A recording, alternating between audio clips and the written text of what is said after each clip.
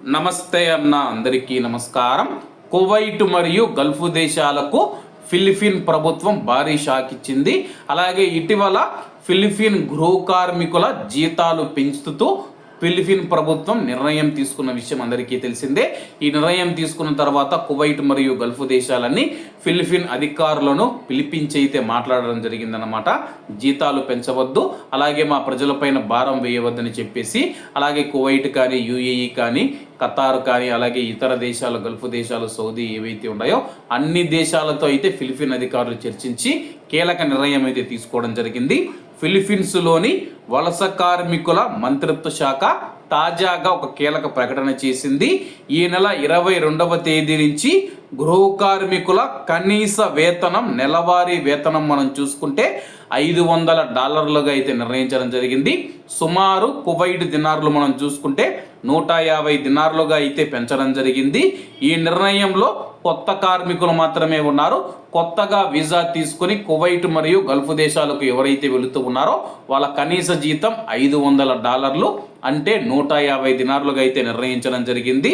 Gulf cooperation council దేశాలతో సహా Philippines కార్మికులను స్వీకరించే అన్ని దేశాలకు ఈ నిర్ణయం వర్తిస్తూ ఉంది.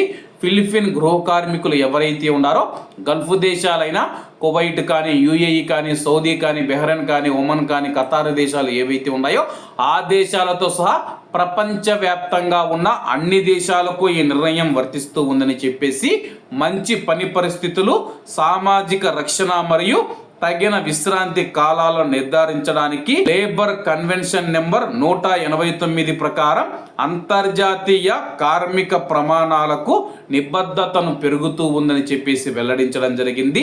చారిత్రాత్మకంగా అతి తక్కువగా ప్రశంసించబడిన వాటిలో ఉన్నప్పటికీ ద్రవ్యోల్బణం మరియు జీవన వ్యయాల పెరుగుదలను పరిగణనలోకి తీసుకొని వేతనాల వాస్తవ విలువను ప్రభావితం చేసిన గృహ కార్మికుల ప్రాముఖ్యతను కార్మిక మార్కెట్లో ప్రాథమిక వర్గంగా గుర్తించడం జరిగిందని చెప్పేసి ఫిలిపిన్ కార్మిక మంత్రిత్వ శాఖ పెరిగింది.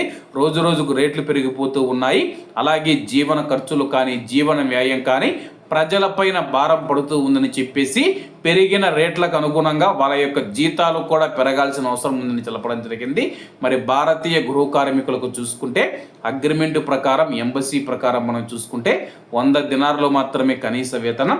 ఇప్పటికైనా సరే కానీ ఇండియన్ ఎంబసీ కూడా, భారత ప్రభుత్వం కూడా కువైట్లో ఉన్న భారతీయ కార్మికులకు, అలాగే కొత్తగా వచ్చే వారికి కనీస జీతం 150 దినార్లుగా నిర్ణయించాలని చెప్పేసి మనం అందరం ఆశిద్దాం. కాబట్టి అందరూ బాగుండాలి, అందులో మనం ఉండాలి. అందరికీ నమస్తే అన్న, జై హింద్.